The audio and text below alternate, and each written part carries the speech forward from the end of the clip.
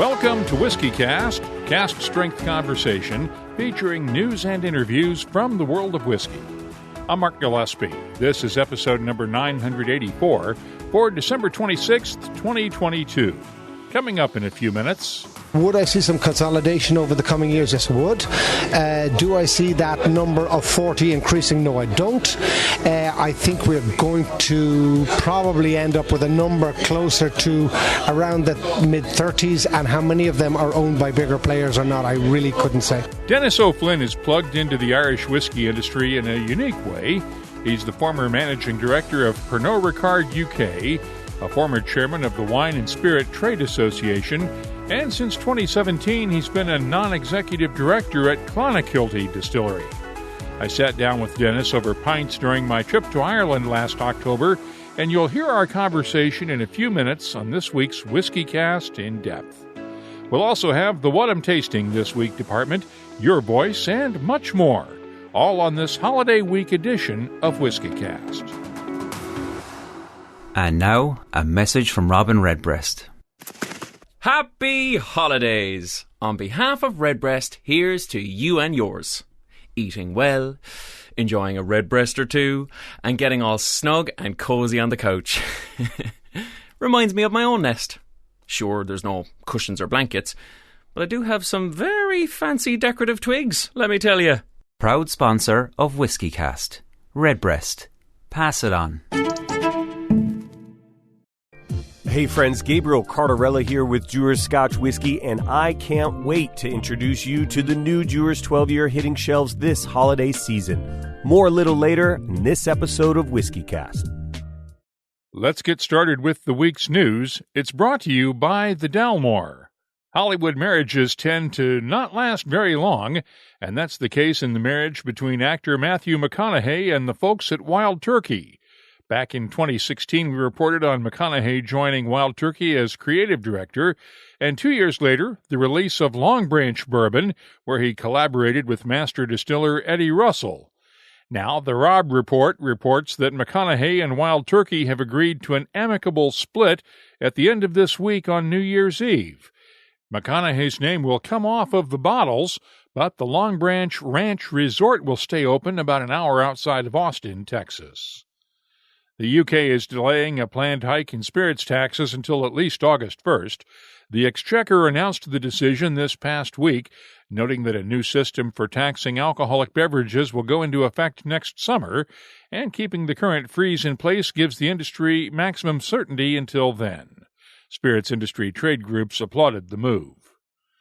Want some idea of just how much the auction market has grown for rare whiskeys and other spirits?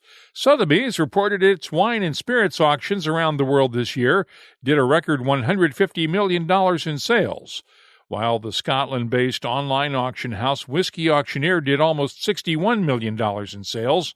Bidders there came from 67 different countries. And speaking of sales, Uncle Nearest Tennessee Whiskey reported the other day that its sales since the brand began have now reached the $100 million mark. That makes it the fastest-growing black-owned whiskey brand ever. Congratulations. You can keep up on the latest whiskey news all week long at WhiskyCast.com and on our social media timelines. The news is brought to you by the Dalmore. Hello, Richard Patterson here, Master Distiller, Master Blender for the Dalmore. You know, whenever the team and I are in the world sharing our exceptional single malt, we like to keep in touch with Mark Gillespie and the latest news from WhiskyCast.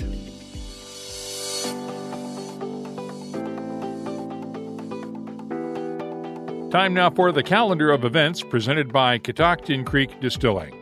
The Scotch Malt Whisky Society's Canadian chapter starts 2023 off with a tasting at Calgary's Kensington Wine Market, January 6th. The Harrow Whisky Festival is in London on January 6th and 7th. The Arctic Whisky Festival is January 14th in Tromsø, Norway. January 18th brings us the Edmonton MS Whisky Festival in Alberta, followed the next night by the Calgary MS Whisky Festival. The Victoria Whisky Festival gets underway January 19th and runs through the 22nd. We'll have special coverage all weekend long. The National Whisky Festival is January 21st in Glasgow, Scotland. And the Bergen Beer and Whiskey Festival is January 27th and 28th in Bergen, Norway. If you're organizing a whiskey event, let us know about it. We'll be glad to add it to the list. The calendar is brought to you by Catoctin Creek Distilling, makers of the Virginia Rye Whiskey. You'll find their Roundstone Rye at fine whiskey shops in 26 U.S. states, 3 continents, and online. Visit the new buyvirginiarye.com site for more details, and please drink responsibly. Gabriel Cardarella again, here to tell you about the all-new Dewar's 12-year-old Scotch whiskey. Crafted by Dewar's 4-time IWSC Master Blender of the Year, Stephanie McLeod, the new Dewar's 12-year is now double-aged in first fill premium bourbon casks. It's full of red apples and peaches on the nose, hints of lemon zest and floral notes and subtle spice that'll expand into an incredibly lush, fruity character before you hit that long, creamy finish full of butterscotch and vanilla. It's no wonder that Mark and the good folks at WhiskyCast gave this whiskey a 94-point rating. Just what you'd expect from the world's most awarded blended Scotch whiskey, Dewar's. WhiskyCast In-Depth is brought to you by Mortlock and the Classic Malts lineup. Irish whiskey's renaissance continued in 2022, with sales continuing to grow worldwide. Denis O'Flynn is the former managing director of Pernod Ricard UK and spent 4 years as chairman of the Wine and Spirit Trade Association. Since 2017, he's been a non-executive director at Clonakilty Distillery, and that gives him a unique perspective from both the macro and micro sides of the industry. We spent some time talking over pints at a Dublin pub during my recent visit to Ireland. I think it's developing well. I think it has had a long hiatus. Irish distillers, in fairness, were the forefront of that. I'm seeing now opportunities for more distillation in it, insofar as you're now having craft distilleries, which have exploded, I think everybody is aware, in the last number of years. But now they're finding their own, and I think you're going to see pot still whiskey coming through. I'm seeing already with distillers on both Redbreast and more recently with Jameson, they've brought out pot still. So I think to differentiate Irish whiskey maybe from the malt whiskies in Scotland, I think that's the direction of flow.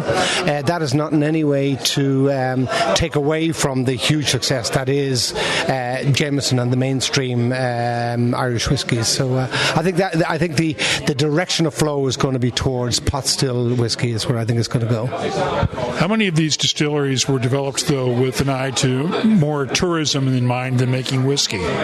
That's a very good question. As I go around, I think a number of them were designed around tourism. I think in the context of where we are now, I think we've moved from about 4 distilleries 20, 30 years ago to about 40 now. I would suggest to you that of that additional 30 plus, 10 of them are focused purely on distilling, and tourism is a secondary consideration, whereas some of the other ones have tourism at their heart. If I'm looking at Clonakilty, which is where I work, is a good example. We're about distillation. We happen to be in a really cool part of Ireland. We happen to be in a very tourist-friendly part of Ireland, but that's an add-on, and that is not going to hugely contribute to our coffers as we go forward. It's going to be a nice thing to have and an experience for people to enjoy. When I was talking with Bernard Walsh yesterday, he told me he knows of 10 distilleries that could be for sale tomorrow morning if the price was right. Is that fair to say? I think anything is fair if the price is right. I think in truth there are probably only 5 to 6, and I have looked at this, distilleries that would be viable propositions for anybody to buy at the moment, to be quite honest with you. I've split the whiskey business into the established players and the known owners who own the, say, top 10, top 12 players, and then there are probably 20 at the bottom end, which, to be honest with you, you'd wonder whether people would be interested. I think there are probably, Bernard says 10, I say 5 or 6, but there certainly are a number in the middle that would be of interest, I would have thought, to bigger players. Do you think some of those 20 may not survive? It depends on what you mean by survive, and I mean that generally. I can think of 1 or 2 that are very much, to use the parlance, mom and pop operations, and they're happy to be mom and pop operations, and they may operate as that. Are they commercially viable? No, they're not. So would I see some consolidation over the coming years? Yes, I would. Do I see that number of 40 increasing? No, I don't. I think we're going to probably end up with a number closer to around the mid-30s, and how many of them are owned by bigger players or not, I really couldn't say. It strikes me that the biggest challenge that the distilleries face in Ireland is warehousing. There just isn't enough of it, and every time somebody tries to apply for planning permission to build warehousing, locals object to it. Fair point. I think, looking at warehousing, yes. I mean, the big issue up until now has been the availability of whiskey for the newer players, and the sourcing of that has now been sorted, so that therefore the problem moves down line, and moving down line it does become warehousing. Again, getting back to Clonakilty, we're just completing the building of a warehouse which will be complete by the end of this current year and will be available for us in Q1 of next year. And taking your point, we've now just made the decision to actually build a second one, so we will have an ability to store about 20,000 casks by the time we're finished. We originally started with 10, so I accept your point, yes, that warehousing is going to be an issue as we move forward, yes. Turning to Clonakilty for a second, when do you guys start looking at expanding? Can you define expanding for me, please? Expanding production capacity. Okay, fair point. I mean, as we sit at the moment, if you look at it in 9-case capacity, if we were to go full throttle, we're looking at probably, by maybe 1.5. Once we go beyond that, we will have to look at our brew house. We'll also have to look at our fermentation facilities. As we sit at the moment, we can probably head towards 2, but that would be our limit as we sit at the moment. We would have to look at an alternate site. And get out of the bank building? No, we will keep the bank building. I think the bank building is going to be our home, and it's going to be our spiritual home. I think it's great that it's in the town of Clonakilty, and it allows us for access for people.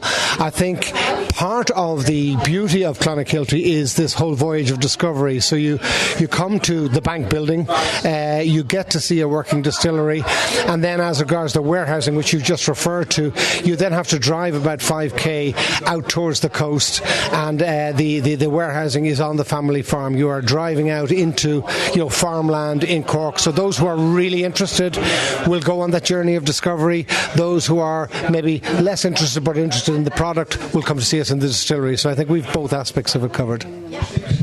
How do you see things going on the international stage in terms of export sales? I think Irish whiskey is well positioned. I think if you look at the total market, obviously you've got US, you've got Japanese, you've got Scotch.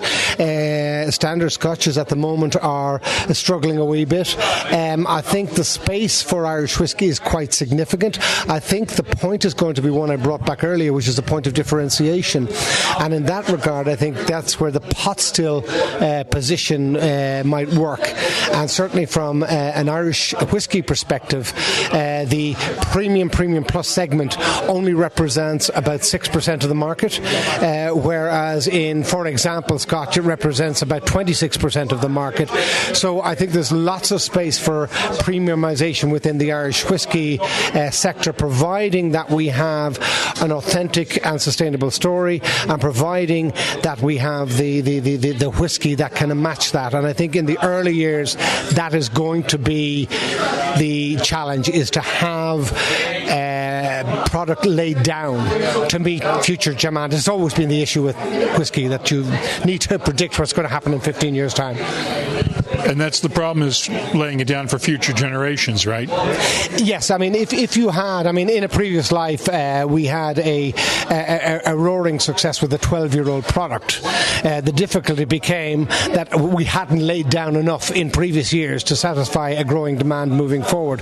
So if you take an early entrant, like, for example, Clonakilty in this case, we have mapped out our journey till 2037, I think, at this stage, and we're comfortable that we can supply that need from the current distillery, looking at our projections.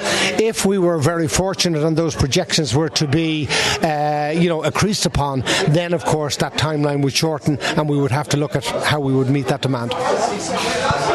That's the big gamble, isn't it, is trying to meet that demand. And assuming that your projections are correct, it's almost like throwing a dart at a dartboard. To a certain extent, it's an educated throw of a dart at an educated dartboard. I mean, we've looked at the market, we've looked at the marketplace. I think Irish whiskey is in a very good place. I think pot still whiskey is in a better place.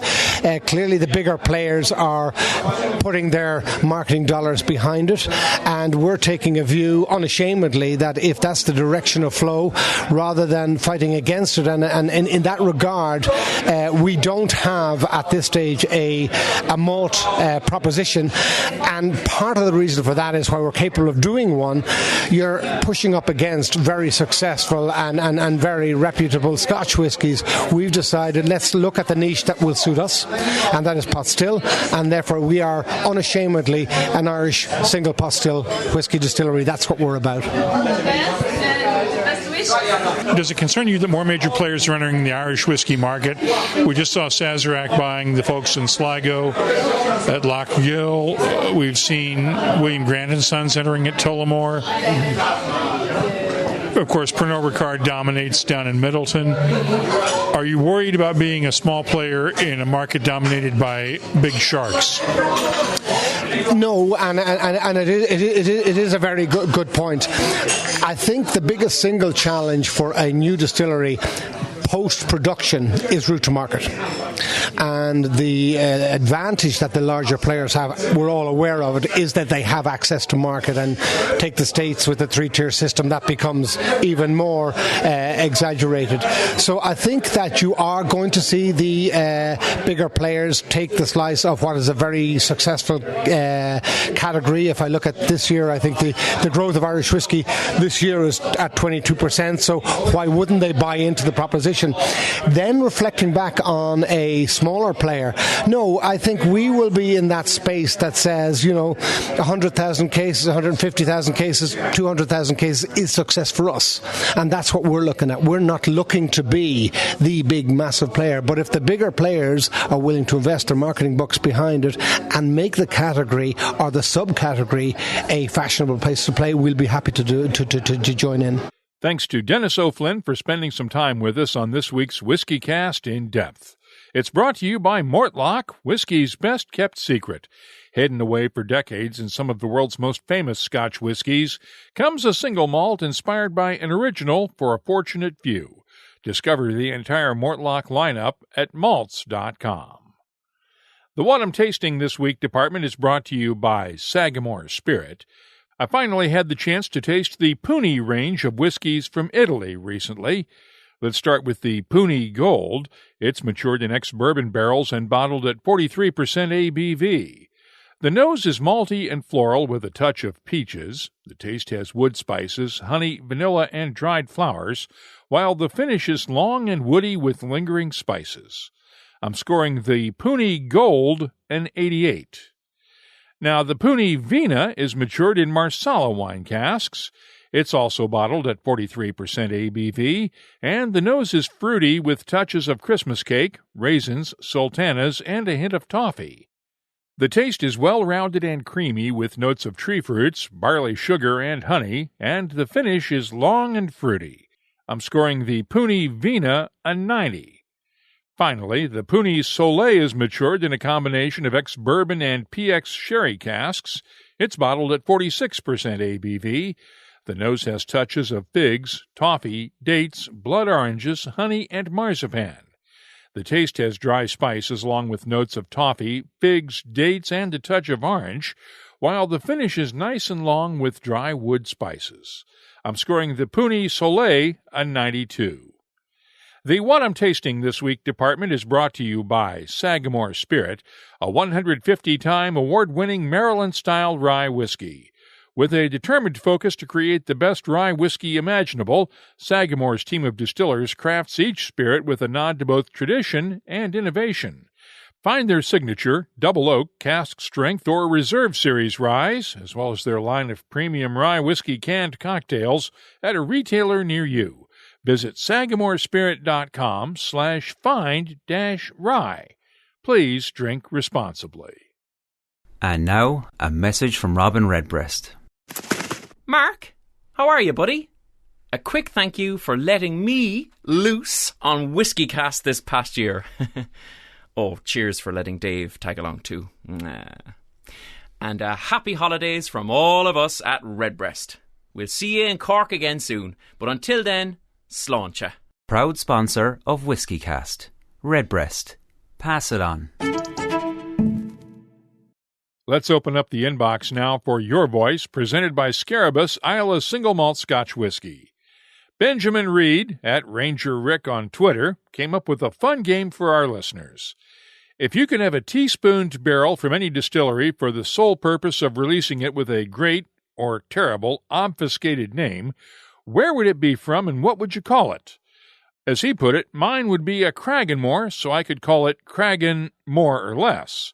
It could have a picture of a sheer mountain crag on the label. These are the things I think of while power washing the driveway. #sorry, not sorry. Well, it sounds like fun, so I put his idea out there for your ideas. Bill Salek suggested Springbank, so it could be called Campbell Soup.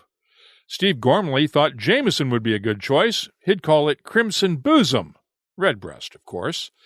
Jason Hatfield at IU Hoosier 93 suggested Dickel Throat Tickler.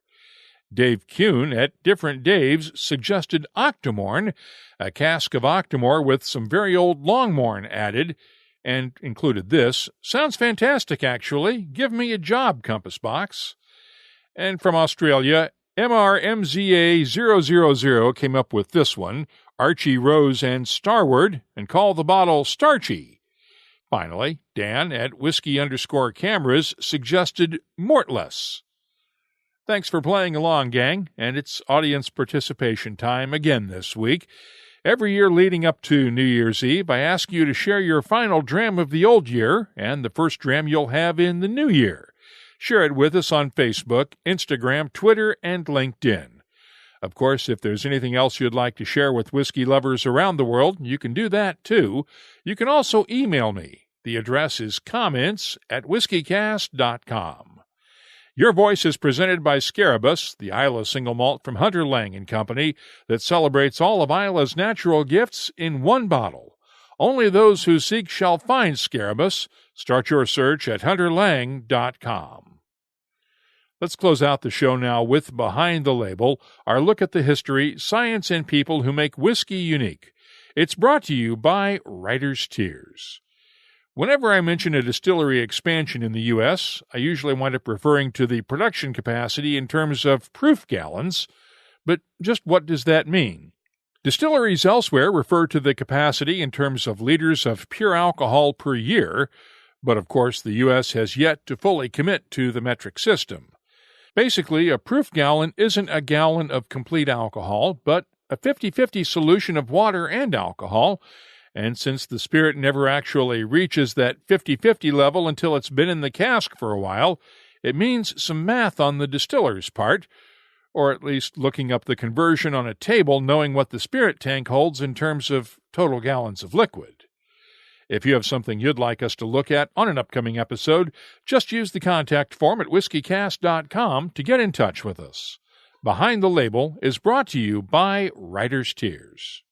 Writer's Tears Copper Pot, an 18th century style of premium Irish whiskey, blended from single pot still and single malt.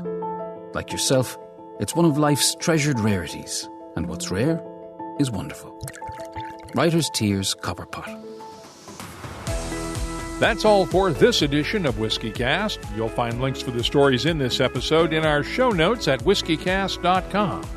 That's also where you'll find the latest whiskey news, my tasting notes, the calendar of events, the whiskey photo of the week, and of course a complete archive of past episodes going all the way back to 2005.